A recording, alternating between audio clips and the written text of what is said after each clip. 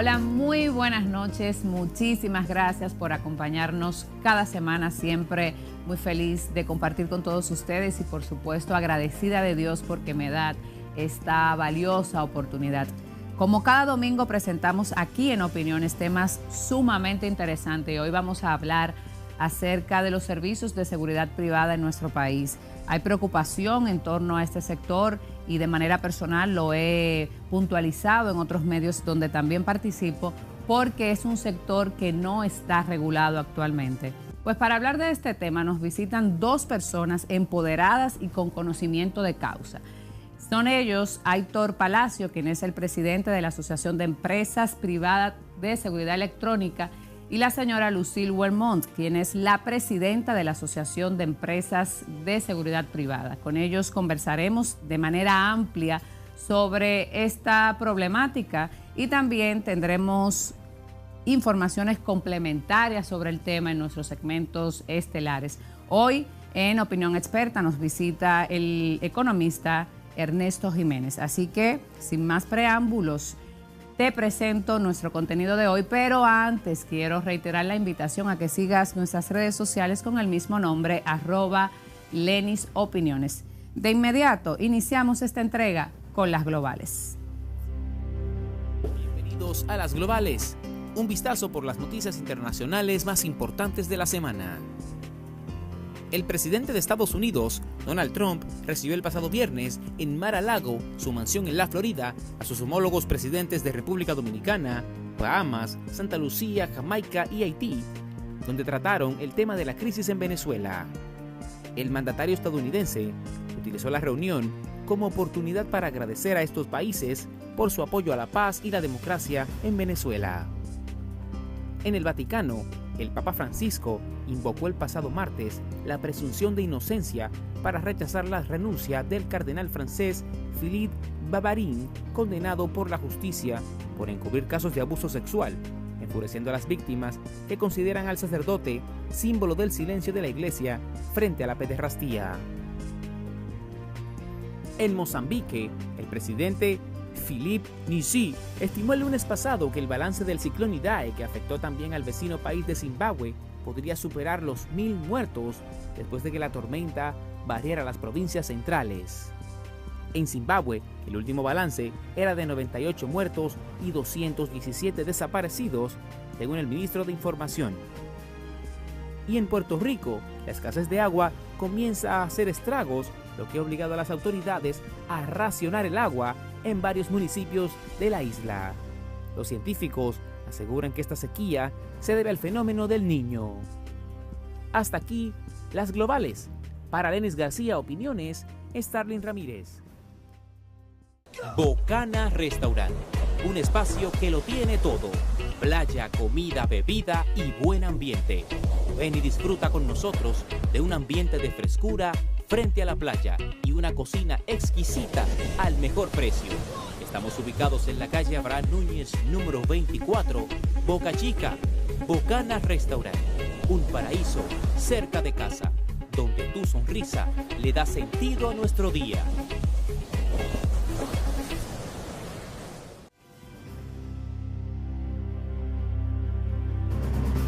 A propósito del tema que les decía anteriormente en la introducción, la falta de regulación de los servicios de seguridad privada es una preocupación que he manifestado en otros medios y de hecho esta entrevista se promueve a raíz de un comentario que presenté en Telenoticias hace alrededor de un mes y que hoy quiero compartir con todos ustedes para que tengan pues un preámbulo de la importancia del tema que hoy presentamos, algunos aspectos puntuales que presento en ese comentario sobre la situación de estas empresas, sobre la importancia de que se regulen y sobre la realidad también que vive y que lo que acontece en torno a las personas que brindan este digno servicio. Así que les presento de inmediato este comentario. Es algo novedoso que hacemos por primera vez por la importancia del tema y justamente por los detalles que les indiqué anteriormente.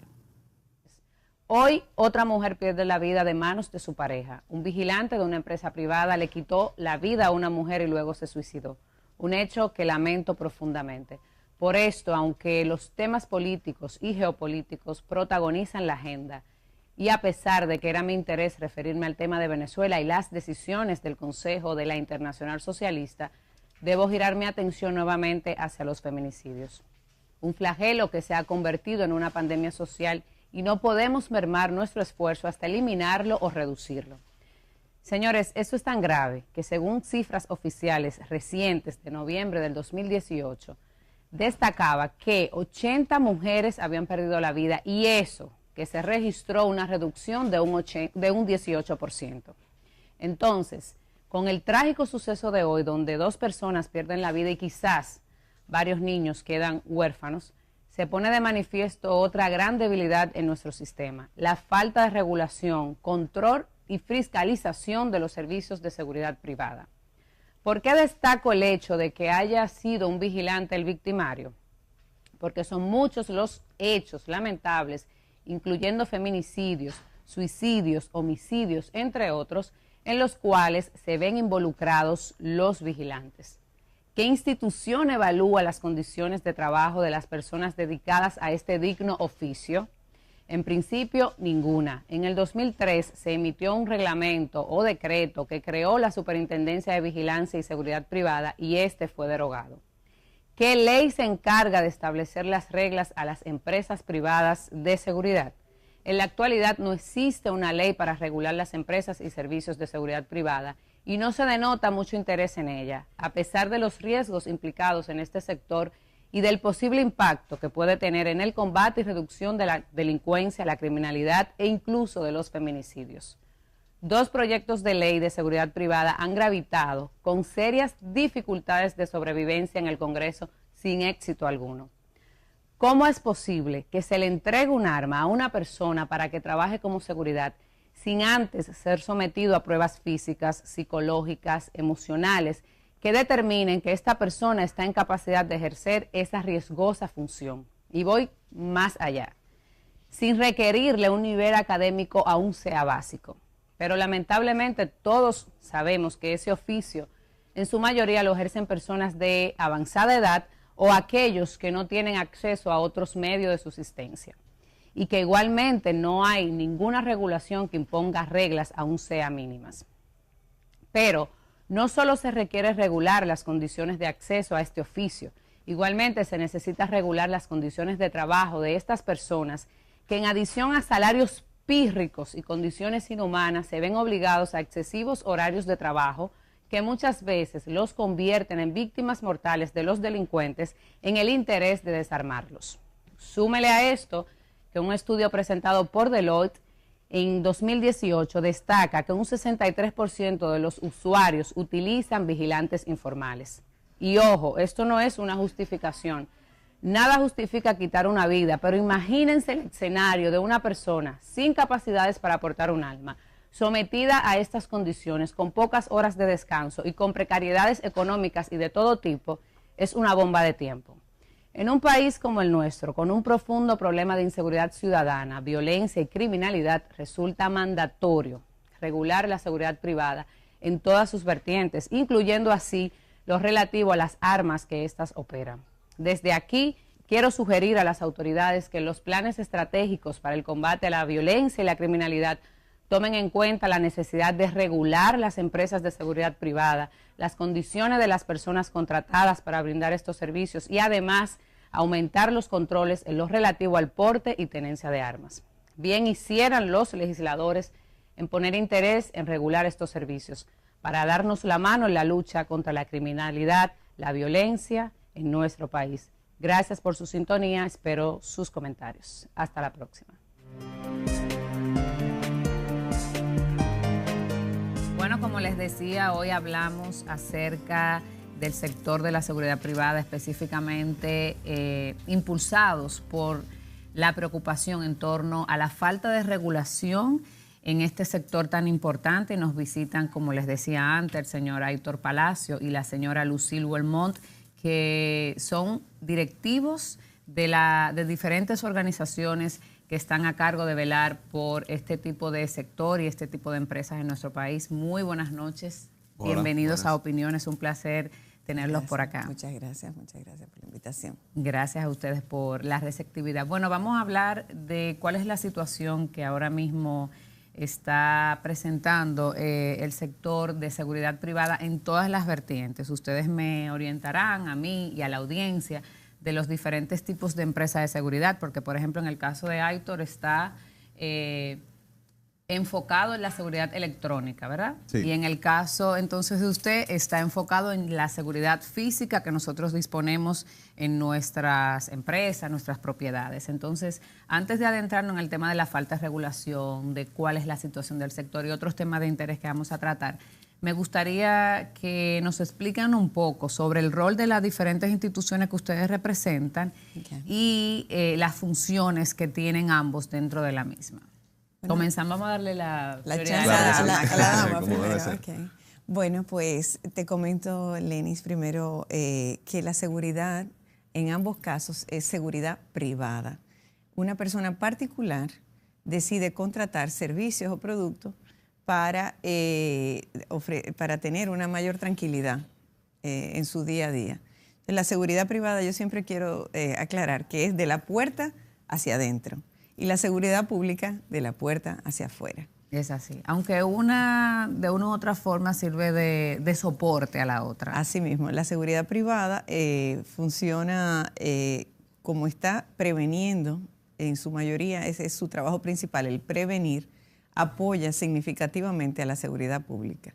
Y por ejemplo, nosotros en un estudio que hicimos recientemente, estuvimos calculando que nosotros, las empresas asociadas a DECIN, a través de nuestro personal, aportaba 82 millones de horas de vigilancia y prevención a lo que era la seguridad ciudadana, a través de su servicio a los diferentes clientes que nos contratan. Muy bien. Y la Asociación de Empresas de Seguridad Privada que usted representa, ¿cuál es el rol fundamental que tiene y más o menos cuántas instituciones o empresas pertenecen a esta asociación?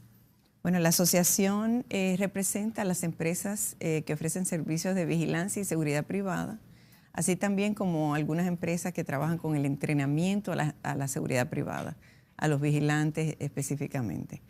Las empresas son 70 y el personal que está adscrito a esas 70 empresas son aproximadamente unas 22,000 personas. ¡Wow! Un número considerable. Me imagino que también en la parte financiera, económica, eso lo veremos más adelante, el impacto que tienen estas empresas entonces para la economía. Aitor, en tu caso, coméntanos el rol de la institución que representas y tus consideraciones generales sobre el tema que estamos abordando. Sí, bueno, pues nosotros somos una asociación que somos de empresas de seguridad electrónica. Dentro de la seguridad privada hay una modalidad que es la de seguridad electrónica que viene a complementar, sobre todo con los avances tecnológicos que ha habido en los últimos años, ¿no? A complementar esa seguridad típica, vamos a decir, que conocemos, ¿no? del hombre armado, el guardián o otro tipo de servicios, complementándose con seguridad utilizando medios tecnológicos. Para llevarlo a un terreno más llano, pues son instalaciones de sistemas de alarmas, de cámaras, de controles de acceso, de detección de incendios, todos estos sistemas electrónicos que su rol es, ¿no? ayudar, como explica Lucille, a prevenir temas inseguros. Nosotros agrupamos más de 35 empresas.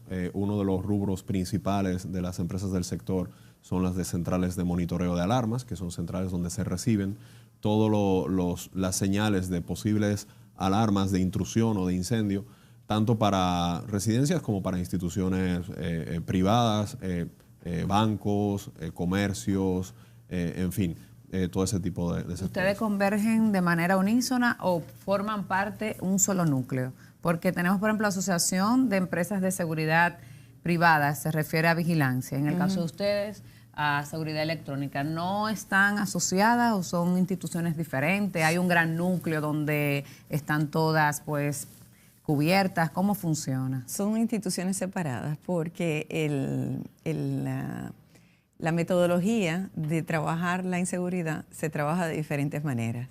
Nosotros trabajamos con el personal, con la idea de que el personal sea la primera respuesta ante una emergencia. Y la parte de seguridad electrónica es fantástica para tener un aviso a tiempo y poder reaccionar claro. Con el personal. ¿Cuáles son en este momento los ejes focales o las preocupaciones fundamentales? ¿Cuál es la situación que atraviesan estas empresas en el sentido de cómo le afecta la falta de regulación? Se habla mucho de situaciones como horarios extremos para los vigilantes, en el caso de ustedes, y muchas situaciones que por falta de regulación quizás están gravitando y que están afectando tanto de una u otra forma a las empresas como tal, pero también a la población. Bueno, en nuestro caso, uno de los principales problemas o situaciones que tenemos es que se están haciendo muchas instalaciones de cámaras, por poner un ejemplo de uno de los productos, ¿no? Sin ningún tipo de... Clandestinos. No diría clandestinos, pero sin ningún tipo de controles. Al final, los sistemas de videovigilancia, si bien pueden servir para prevenir una situación delictiva, también puede servir para propiciarla. Y de hecho se han dado casos, ¿no? Comentaría el caso de Bellavista, donde hubo incluso muertes, donde se pudo comprobar de alguna manera que los delincuentes tenían acceso a poder. O sea, se infiltró la información de las cámaras. Sí. Entonces, eso puede pasar de diferentes formas que, por lo menos hasta donde yo tengo conocimiento, no sé cómo sucedió, pero pueden pasar de diferentes formas. Puede pasar porque incluso los operadores que están visualizando el sistema dentro del centro comercial, pues tal vez no han pasado un proceso de depuración que se requiere para operar ese tipo de elementos. Tal vez la instalación que se hizo dejó puertos abiertos o brechas de seguridad tecnológica que pudieron desde un lugar externo, ¿no?, entrar y visualizar las cámaras sin que nadie se diera cuenta de que eso estaba pasando. Incluso la calidad muchas veces de que se utiliza para poder detectar ciertas cosas no funciona. En el caso de ustedes, Aitor, me da mucha preocupación ese enfoque y es muy real. Cuando son empresas que brindan estos servicios de manera formal, y ya ustedes explicarán la diferencia entre una y otra, ¿hay algún contrato, alguna cláusula donde ustedes al personal que está a cargo de monitorear esas cámaras, de instalarla? Porque también hay una... hasta cierto punto en el que te instala la cámara de seguridad en tu casa, en tu empresa, tú le estás dando también una confianza y puede en cualquier momento el que la instaló, pues, tener acceso a la información que transita en esa cámara. Entonces, ¿qué tipo de cláusula o qué tipo de controles ustedes toman para evitar esto, de que esas informaciones trasciendan de manera irregular, como pasó, por ejemplo, en el caso que citas de Bellavista? Sí, bueno, en nuestro caso las empresas que están dentro de la asociación, nosotros estamos registrados en la Superintendencia de Seguridad y dentro de ese registro también depuramos a todo el personal operativo que hace tanto el proceso de instalaciones como el proceso después de operar los sistemas. No siempre es personal de nuestras empresas el que opera los sistemas.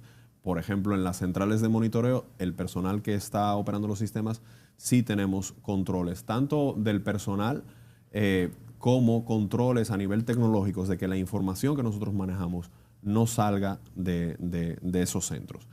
Un personal que opera una central de monitoreo pues está viendo a qué hora se abre un banco, una tienda, una casa, a qué hora se cierra, quién la abre, quién la cierra. O sea, tiene un manejo de información que si ese manejo de información llega a manos inadecuadas, pues la seguridad se vuelve en inseguridad. Claro. Y creo que es uno de los peores efectos. Uno de los peores efectos que tenemos es la falsa percepción de seguridad, que es cuando creemos que estamos seguros y en realidad no lo estamos. A veces es mejor saber que no estás seguro a creer que lo estás. Y creo que es algo que está pasando muy frecuentemente y nos pasa en muchos casos donde por falta de conocimientos, muchas veces, o con mala intención, se instalan sistemas que al final son muy vulnerables para quien los instala. En el caso de la vigilancia privada, ¿cuál es la situación? ¿Qué temas le preocupan a ustedes con relación a la falta de regulación y la realidad que viven en este momento? Bueno, en cuanto a la seguridad física, ¿no?, de los vigilantes, el momento que se está viviendo hoy en día es que los vigilantes Las empresas formales que están trabajando formalmente están adscritas también a la superintendencia que mencionó Aitor. Entonces, ese grupo de empresas tienen aproximadamente 28,000 hombres dentro de este esquema. Hombres y mujeres, tengo que añadir, porque hay también mujeres. Y esas personas son depuradas, esas personas son entrenadas, con una especie de autorregulación y acompañamiento de la superintendencia. Ahora, ¿qué pasa? Que apenas 1 de cada 3 personas que se dedican a ofrecer servicios de seguridad está dentro de ese grupo. Bueno, estuve viendo unas informaciones que de hecho pertenecen a estudios que ustedes han realizado con ANGE y Deloitte, ¿no? Donde destaca que el 63% de estas empresas o de estos servicios se dan, se otorgan o se brindan de manera informal. Es correcto.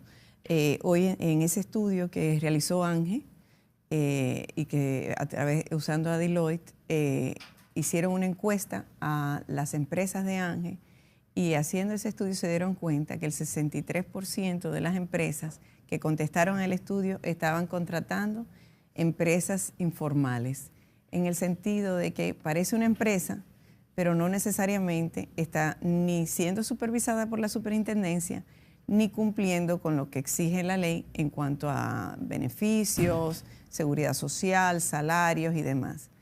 Y hay otra categoría que es peor de ahí, que es la categoría del sereno, donde en casi todos los condominios del país lo que hay es un sereno, que lo que le pagan, con suerte, son 10,000 pesos. No, y están sometidos a horarios de trabajo excesivos. Bueno, y en el caso de las empresas formales es totalmente contrario. O sea, las empresas formales, un vigilante en una empresa formal está ganando por encima de los 22,000 pesos. No importa, el salario base es una cosa y luego está el hecho que se le paga horas extra, nocturnidad y todos estos otros beneficios, seguridad social, pueden llevar sus niños al médico porque están cubiertas toda la familia. O sea que es un gran beneficio para una persona que se va a dedicar a la seguridad privada el de estar trabajando en una empresa formal.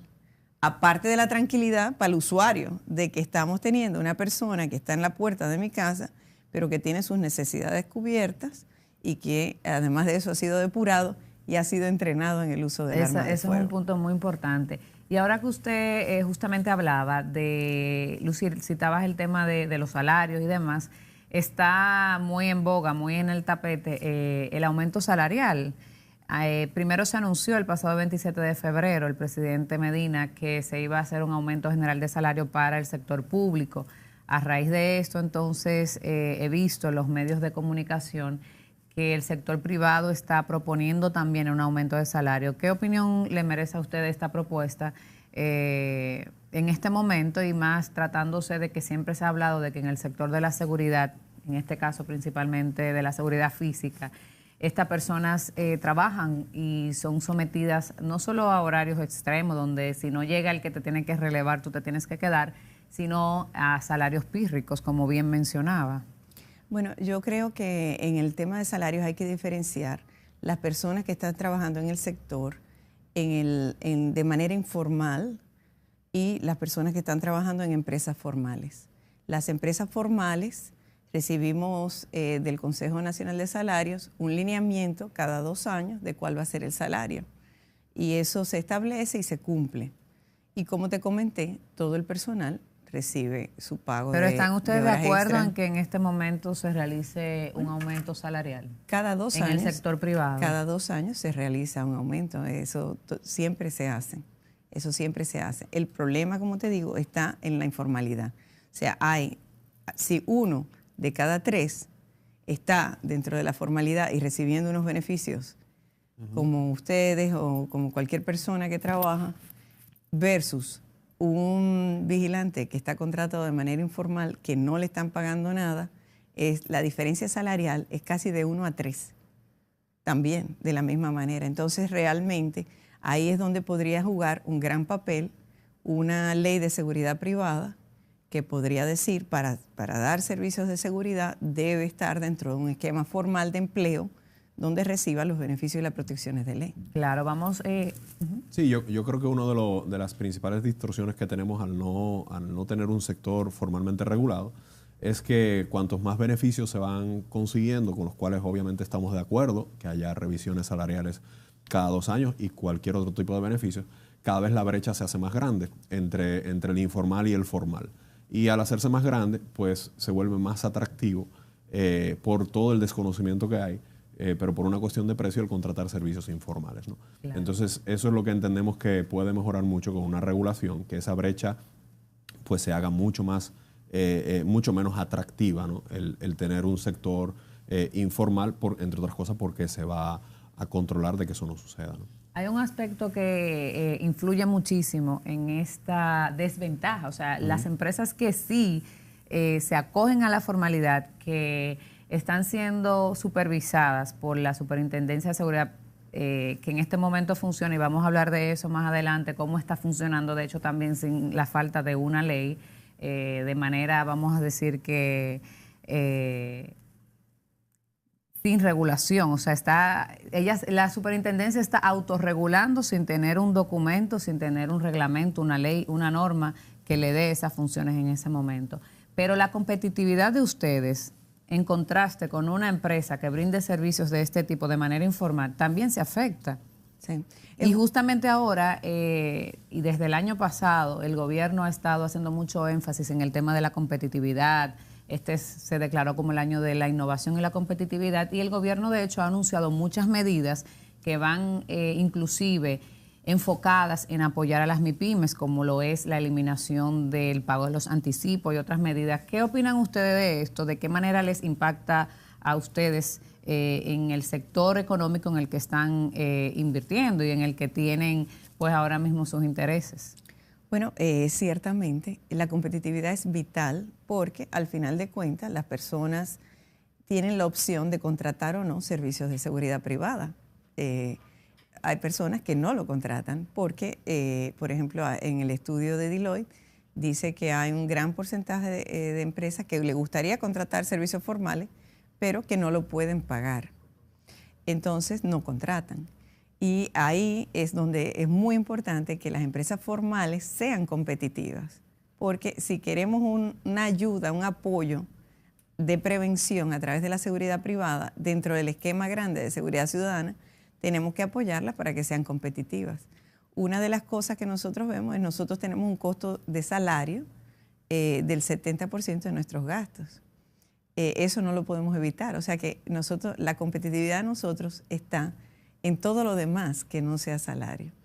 Y la regulación que existe hoy en día, porque la superintendencia existe, porque hay un decreto que la crea, pero necesita el apoyo de una ley para que le dé un marco de trabajo. Es importante aclarar que ese decreto, de hecho, fue derogado y ahora mismo el sector está carente de una regulación en todos los órdenes. O sea, la superintendencia continúa elaborando.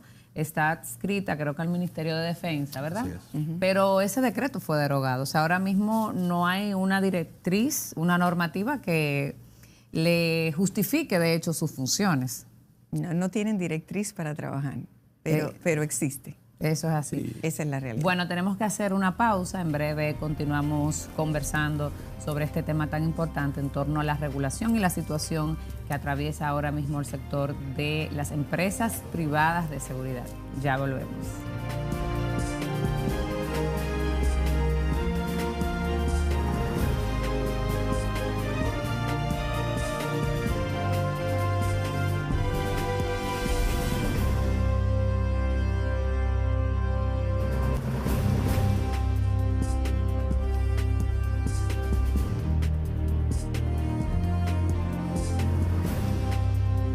Gracias por continuar en Opiniones. Quiero aprovechar para reiterarles la invitación a que sigan nuestras redes sociales con el mismo nombre, @LenisOpiniones. Y también pueden seguir mis redes sociales personales, @LenisGarcíaG. Antes de continuar con esta conversación, yo quiero presentarles nuestro segmento Los 5 o Más para ver qué nos presenta hoy Starling. Veamos. Bienvenidos una vez más a Los 5 o Más. Y esta semana, dedicado a los servicios de seguridad más comunes prestados por el sector privado. En el puesto número 5, servicios de seguridad informática. Estos servicios generalmente se obtienen de entes privados con la finalidad de evitar hackeos, como activación de cámaras, micrófonos y demás artefactos para robar información. En el segundo lugar, seguridad de transporte. Estos servicios son adquiridos por entes que transportan mercancías muy valiosas. En el tercer puesto, sistemas de seguridad antiincendios. Este sistema de seguridad se encarga de tomar las medidas del lugar para evitar incendios y, en caso de que se produzca uno, diseñar rutas de evacuación efectivas. En el segundo puesto, la seguridad personal privada. Es la que se presta a empresas de servicios de seguridad con el objetivo de proteger personas, sus bienes y derechos para los que han sido contratadas. Y en el primer lugar, servicios de detective privado, para particulares, empresas aseguradoras, entre otras, con la finalidad de investigar hechos y conductas para obtener pruebas para sus clientes. Hasta aquí los 5 más. Para Lenis García Opiniones, Starling Ramírez.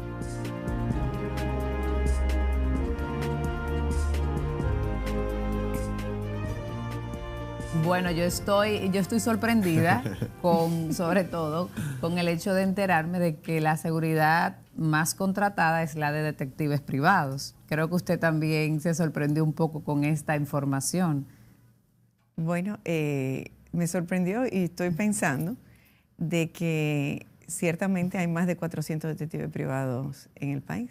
Y un país tan pequeño necesita tantos detectives. Con solo, hasta el momento, o sea, según el último censo, solo somos 10 millones. O sea, me parece un número también bastante considerable.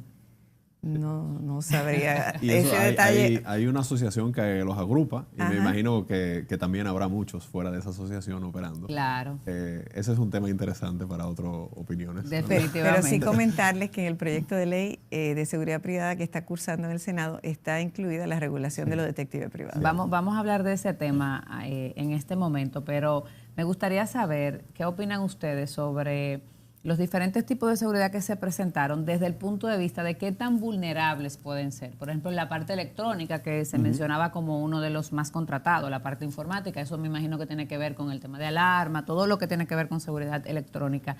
Y también en la parte de seguridad personal, que en esta parte es donde involucra la seguridad que contratan las empresas, las personas de manera privada. ¿Qué tan vulnerables pueden ser estos esquemas o estos servicios de seguridad?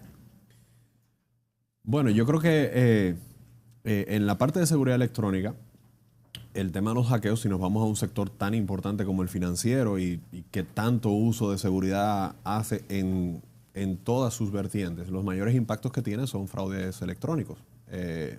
Lo que pasa es que normalmente no son públicos, no se conocen, no son tan impactantes como que 4 encapuchados entraron a una sucursal de un banco y robaron X cantidad de dinero.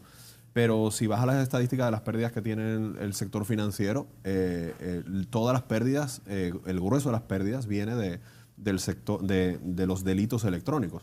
Tarjetas, es mínimo, hackeos, tarjetas, hackeo, etcétera. Y se está empezando a ver también ya en otros sectores privados, hackeos de servidores donde a una institución grande, porque obviamente ese tipo de delitos hacen un estudio previo, muchas veces transnacional, no necesariamente localmente, donde hackean todos los servidores de una institución y lo único que hacen es, vamos a decirlo así, ponerlos de rehén al sistema informático, ¿no? Y esa empresa no puede operar hasta que pague X cantidad de dinero y tiene la decisión de o pagar ese dinero o de tener que reinstalar para volver a operar. O sea, eso es como un secuestro digital. Un secuestro digital. Y eso es algo que está funcionando mucho. Vuelvo y digo, son informaciones que normalmente no salen al público.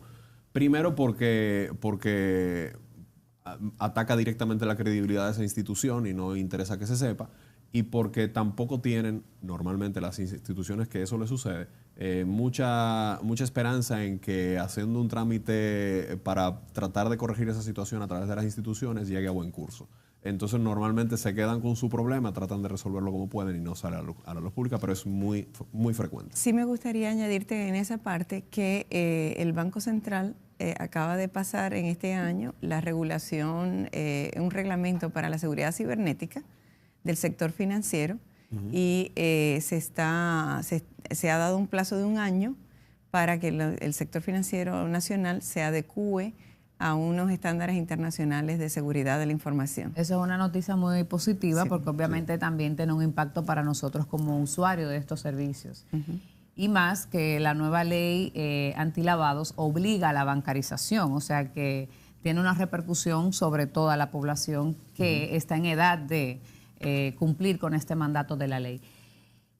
Hablamos de ley, sabemos ya, y lo hemos reiterado en este espacio, que no hay una norma que regule las empresas de seguridad privada, pero sí tenemos conocimiento de que hay 2 proyectos de ley que cursan o que compiten a lo interno del Congreso de la República. ¿Cuál ha sido la participación de ustedes? ¿Se le ha comunicado? ¿Ustedes han participado en las vistas de estos proyectos? ¿Y cuáles son los aspectos más importantes que contiene, o las novedades que pudiera aprovechar la población en el caso de que estas normas o uno de estos proyectos se convierta finalmente en una ley que regule este sector? Bueno, ambas asociaciones hemos participado activamente en conversatorios con los legisladores. Hemos estado en reuniones donde nos han convocado en el Congreso y hemos dado nuestras opiniones sobre diferentes aspectos del proyecto de ley, que ha ido cambiando porque se ha ido llegando a consenso sobre diferentes aspectos. Por ejemplo, sobre la parte de la tutela del Estado, que tanto debe interferir con la administración normal, porque al final somos empresas como cualquier otra sociedad comercial. Claro. Entonces, ese balance entre sociedades comerciales y la tutela efectiva del Estado pues se ha ido logrando.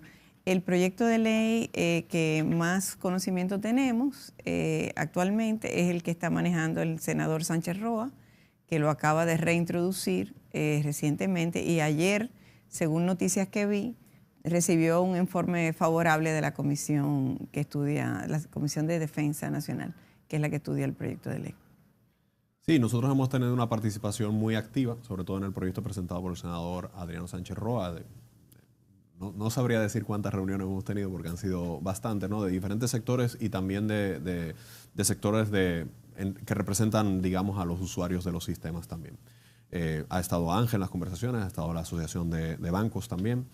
O sea que ha habido una participación muy importante, y creo que se le ha ido dando forma a un proyecto de ley que toca las aristas o los principales requerimientos que cada uno hemos hecho. Creo que se ha llegado a un proyecto de ley bastante bien acabado. En nuestro sector es una gran noticia. En la mayoría de los países que tienen leyes de seguridad privada, Argentina, México, Colombia, España, recientemente también promulgó su ley de seguridad privada. Ellos tenían un decreto ley desde hacía mucho tiempo, y todos esos países en los últimos 2-3 años han tenido que cambiar esa ley para introducir todos los servicios de seguridad electrónica, que no la tenían. Claro. O sea que es una gran noticia que nosotros se esté contemplando ya desde su inicio la ley de seguridad privada con todos los servicios de seguridad electrónica. No, y además, desde el punto de vista del consumidor, también sería muy importante una garantía de, por ejemplo, en el servicio de monitoreo de alarmas, o sea, cuál es la responsabilidad también de esa empresa y cuáles serían las sanciones en el caso de que incumpla con los contratos que suscriba con los consumidores. O sea, si en el caso que pasó, por ejemplo, en Bellavista, hubo una vulnerabilidad a este servicio, esa empresa debe de tener una responsabilidad directa, y ahora mismo, lamentablemente, no hay una norma que regule esta parte.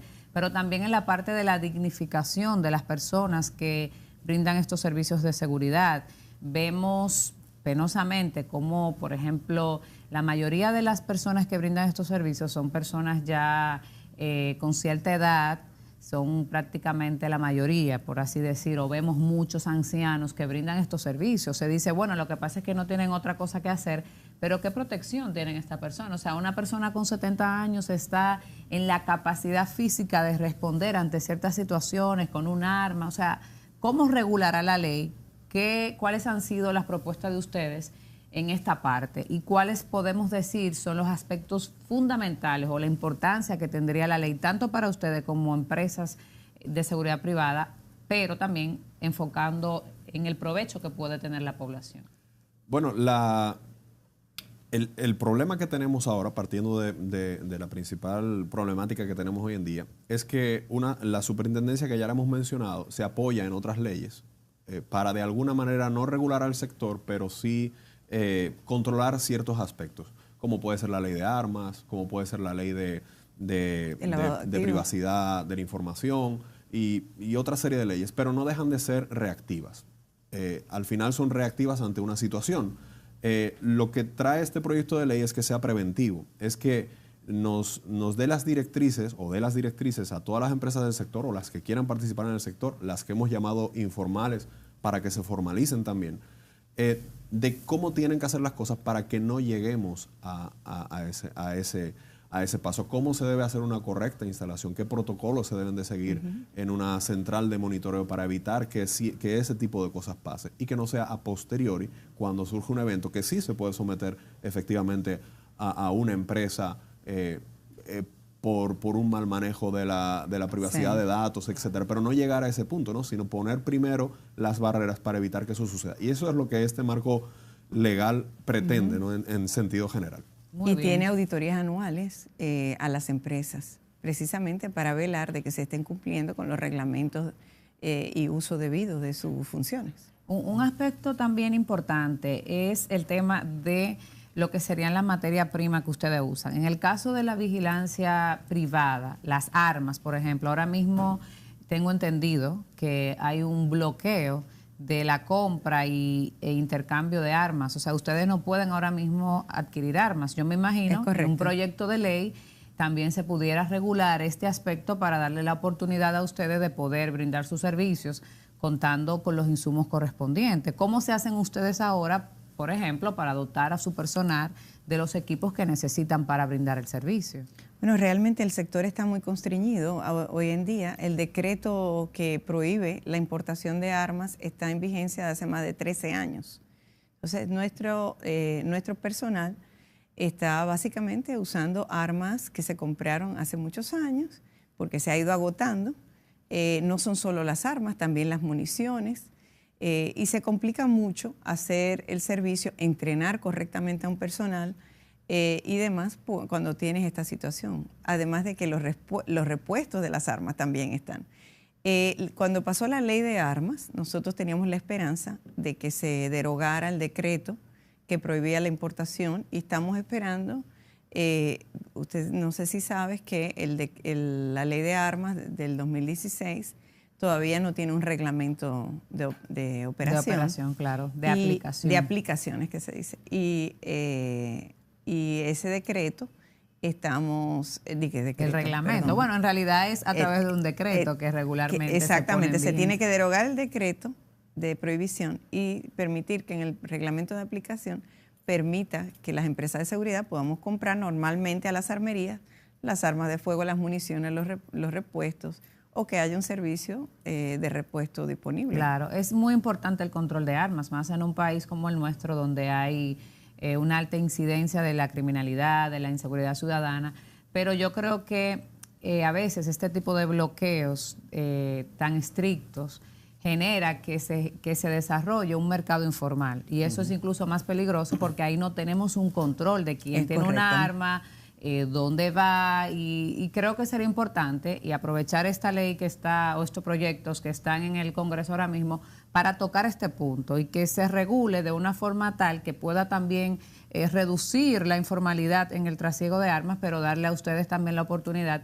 de que puedan pues contar con las herramientas que necesitan. Vamos a hacer una segunda pausa y en breve regresamos.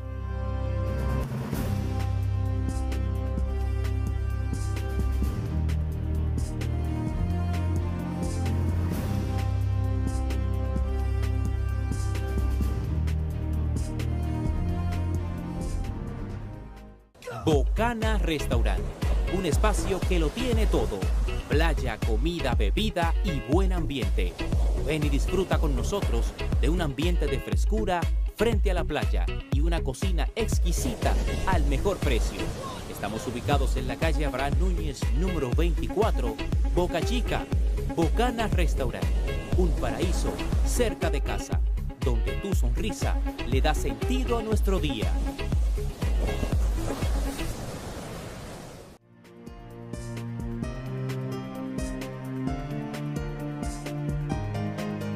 Bueno, ahora vamos a escuchar nuestra opinión experta de hoy. Nos visita Ernesto Jiménez, nuestro habitué economista. Buenas noches, coméntanos de qué nos hablas hoy. Muchísimas gracias, Lenis, por nueva vez invitarnos a tu espacio. En el día de hoy estaremos hablando sobre el aumento salarial que proponen los sindicatos de la República Dominicana en el Consejo Nacional de Salarios, que se reunirá el próximo 25 de marzo para definir cuál será el monto del ajuste salarial que se va a implementar en nuestro país. Hay una realidad latente en República Dominicana y es sencillamente que los salarios de los trabajadores son bastante bajos. Contamos con una economía de costos crecientes y escasos salarios. El presidente de la República Dominicana, en su discurso de rendición de cuentas, habló de que el salario mínimo de 5.700 pesos subiría a 10.000 pesos. El salario de 10.000 a 20.000 contaría con un incremento de un 10% y los salarios que rondan entre 20.000 y 30.000 pesos se incrementarían en un 5%. De estas mismas palabras del presidente, uno puede identificar que se reconoce que es necesario aumentar los salarios de nuestros trabajadores en este país. ¿Y qué proponen los sindicatos? En este momento la propuesta de las centrales sindicales es de aumentar un 30% a los trabajadores formales. El lunes se pactará algún tipo de entendimiento en una mesa de discusión tripartita entre el gobierno, los empresarios y los sindicalistas. Este aumento de un 30% será visto hacia los ojos de los mismos empresarios que a su vez asumirán o en cambio ofrecerán alguna alternativa y el gobierno funge como mediador en este encuentro. Particularmente pensamos que es verdad que se debe tomar el ajuste por inflación como un referente, pero también se debe tomar el incremento de la productividad de los trabajadores dominicanos. El Consejo Nacional de Competitividad estableció que el año pasado la productividad de nuestros trabajadores se incrementó en un 4.35%. Y en teoría económica se ha enseñado que los salarios van de la mano de la competitividad, de la productividad de los trabajadores. Y si nuestros trabajadores son más productivos hoy que ayer, ¿qué justifica que sus ingresos reales se mantengan estancados? La realidad nos parece sumamente clara para todos los dominicanos.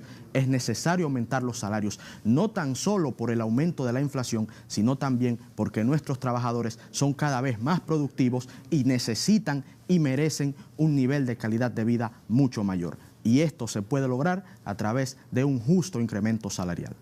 Muchísimas gracias, Ernesto. Siempre muy interesantes los temas que presentas. Y a propósito, ¿qué impacto pudiera tener un aumento salarial en este momento para la economía dominicana también y para la parte del empresariado? Porque siempre se ha hablado de que el pasivo laboral es muy alto y hay otras propuestas también en torno a eliminar cesantías y demás, pero no nos vamos a meter ahora en este tema. Impacto económico que pudiera tener el aumento salarial que se plantea. En este momento sería sumamente positivo, en especial porque la inflación en República Dominicana ha alcanzado cuotas históricamente bajas. La inflación del año 2018, y recordamos que la inflación es el aumento general de los precios en una economía, fue de un 1.17%, la más baja en 30 años. Y muchos empresarios aducen a la famosa estrategia de argumentar que si se suben los salarios se incentivaría un incremento en la inflación. Y de ser así, que no creemos que en este momento pudiera padecer la economía dominicana de dicho fenómeno, de ser así sería inclusive hasta una inflación positiva que pudiera controlarse con la política monetaria para que esté dentro del rango meta que estableció el Banco Central entre un 3 y un 5%. Por lo tanto, con baja inflación y aumento de la productividad de los trabajadores, se justifica un aumento salarial que redundaría directamente en una mayor capacidad de consumo de los dominicanos y las dominicanas y a su vez en un mayor nivel de bienestar para la economía de todos y todas los habitantes de Quisqueya.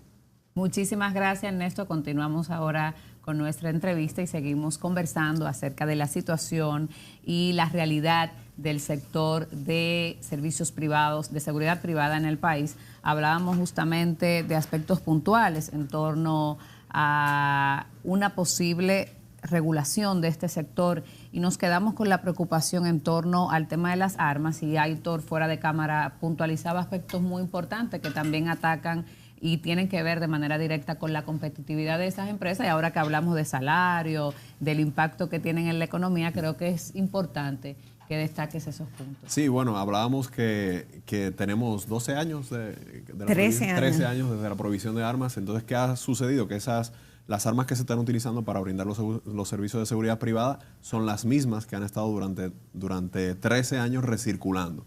Eso hace que primero el sector no pueda crecer porque no se pueden adquirir más armas, pero ha encarecido sumamente las armas. Una escopeta que puede costar $120 nueva en Estados Unidos, aquí cuesta 80, 85 mil pesos usada, con 13 años de uso por lo menos. Entonces, se vuelve también atractivo incluso para los delincuentes, ¿no?, el desarmar a un guardián por los medios que sea. O a un policía, porque le están quitando una escopeta, para irnos a una de las armas más baratas, digamos, por 80 mil pesos, cuando su costo real debería ser $120 o 150, $200. ¿Ustedes llevan un control de las bajas del personal que tienen? Porque sí, claro, sucede con mucha frecuencia que estos vigilantes, estas personas lamentablemente pierden la vida de manos de desaprensivos, que es justamente para quitarle las armas o a veces cuando quieren cometer un hecho delictivo en contra de las propiedades que estas personas están cuidando. Más o menos, ¿cuál es el porcentaje de bajas que ustedes registran? Mira, esa cifra creo que el idóneo en contestarte sería el superintendente de seguridad privada, que maneja las cifras completas del sector. Pero es considerable el número. No es considerable, pero sí hay, sin lugar a dudas hay. Como dijo Héctor, hay bajas tanto en la policía como militares, claro, como a vigilantes, que tienen que ver con desaprensivos querer acceder a armas. El problema principal, ahorita tú mencionabas la competitividad, eso es un gravísimo problema porque aumenta los homicidios en el país o aumenta los atracos, pero también a civiles los atracan para quitarle, claro, un arma, si saben que tienen armas. Pero hay otro problema, que es el problema de la competitividad en las empresas.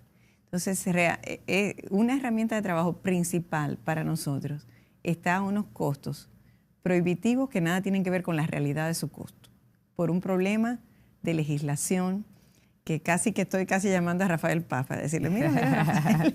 Bueno, sería oportuno justamente ahora que se está haciendo un trabajo tan intenso, un trabajo muy enfocado en el tema de la competitividad. Yo estoy segura que si Rafa Paz, nuestro amigo, está viendo el programa, él se comunicará con ustedes también para ver qué medidas puede implementar para ayudarlos a ser más competitivos. Sí. Otro punto importante es qué tanto aportan las empresas de seguridad privada a la economía formal de nuestro país. Bueno, las empresas socias de ADECIN, en el estudio que hicimos con Deloitte, pudimos ver que estábamos aportando 3.000 millones de pesos en el 2016. Esas cifras son del 2016 porque el estudio se hizo en 2017, de salarios anuales. Estábamos aportando en ese momento 457 millones de pesos a la Seguridad Social, 30 millones de pesos al Infotep y 300 y pico de millones de pesos al Fisco, aparte de generar 22.000 plazas de trabajo y, como te dije ahorita, 82 millones de horas anuales de seguridad preventiva dentro de nuestros puestos de trabajo. O sea que es un gran aporte a la economía y a la seguridad ciudadana.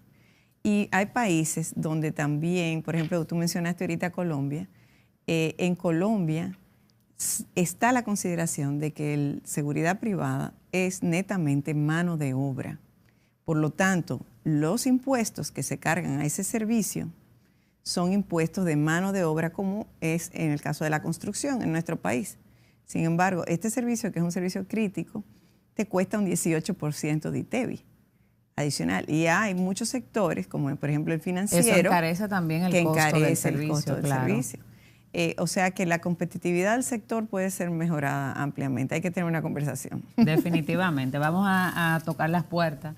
Y Rafa Paz, si está viendo el programa, que ponga atención a la competitividad de las empresas del sector de seguridad privada. ¿Qué le parece o qué opinión tienen ustedes en torno a la situación sociopolítica que vive la República Dominicana? Ustedes son empresarios, representantes del sector privado y los últimos días en esta semana pues ha habido declaraciones muy importantes en torno a que algunos empresarios han incidido, la hermana del presidente Medina, la diputada Lucía Medina, de hecho adelantó que hay varios empresarios que están incitando a una reelección del presidente y luego vimos a Campos de Moya declarar públicamente que él de manera personal apoya la reelección de Medina, pero también vimos otros empresarios dando pasos, por ejemplo, apoyando la candidatura del líder de la oposición. Entonces me gustaría saber ¿Qué opinan ustedes? ¿Cuál es su parecer sobre esto? Y si ustedes son parte también de esos empresarios que están poniendo el ojo en la política. Bueno, en el caso nuestro, las empresas de seguridad privada somos cuasi militares y los militares no votan. Así que nos vamos a abstener de ese comentario, porque realmente el interés de nosotros es que haya paz y estabilidad y tranquilidad en el país, como siempre ha habido. La gente dice que la seguridad privada se basa en un crecimiento debido a la inseguridad. No es cierto. El crecimiento de la seguridad privada está en el crecimiento económico del país. Y nosotros favorecemos que exista y siga creciendo en nuestro país de una manera como ha venido haciéndolo estelarmente y que estamos en los principales lugares de crecimiento de América Latina. Pero nosotros vamos a mantener neutralidad como las Fuerzas Armadas y la Policía Nacional, que no tienen derecho al voto, y nos mantenemos así. Aitor. Sí, bueno, yo voy un poco en la línea de Lucille. Yo creo que sobre todo lo que queremos es estabilidad en el país, y creo que la seguridad aporta mucho a esa estabilidad. Yo creo que hay una meta de 10 millones de turistas al año a un país inseguro, o hemos visto, y cuando hablamos de seguridad no es solamente delincuencia. También hemos visto la cantidad de incendios que ha habido últimamente en diferentes instituciones, ¿no? Todo ese tema es muy difícil que sigamos siendo un país donde nuestro principal sector económico sea el turismo, mientras la delincuencia siga creciendo o la inseguridad de quienes nos visitan esté de manifiesto, ¿no? Creo que para nosotros es importante ver el sector de seguridad privada como un sector estratégico dentro de los diferentes objetivos de nación. También el sector minero, por ejemplo, que hablábamos y veíamos que uno de los principales sectores de seguridad, en el top 5, ¿verdad?, que vimos, estaba el transporte de valores. Pues todo ese material minero, el oro, etcétera, hay que transportarlo, y hay que transportarlo de manera segura, ¿no? Y nadie se instalaría en el país si no tiene esas garantías, ¿no?, de seguridad. Creo que es un reto, y que por eso es tan importante que este sector de seguridad privada, de la mano con las instituciones del Estado que también trabajan en el tema de seguridad o que de seguridad ciudadana, pues se vea como un sector estratégico dentro del país. Y creo que es lo que le debemos de pedir a nuestros gobernantes, que vean el sector de la seguridad privada, como parte de la estrategia de nación. Bueno, muy bien, de esta forma concluyen nuestros invitados. A ustedes muchísimas gracias por acompañarnos cada semana, y por supuesto agradecer a Lucille y a Aitor por la receptividad, por las importantes informaciones que han compartido con todos nosotros y con todos ustedes acerca de las preocupaciones del sector y también de cuáles serían las ventajas de que se regule el servicio de seguridad privada en la República Dominicana. Nos veremos, Dios mediante, la próxima semana. Buenas noches.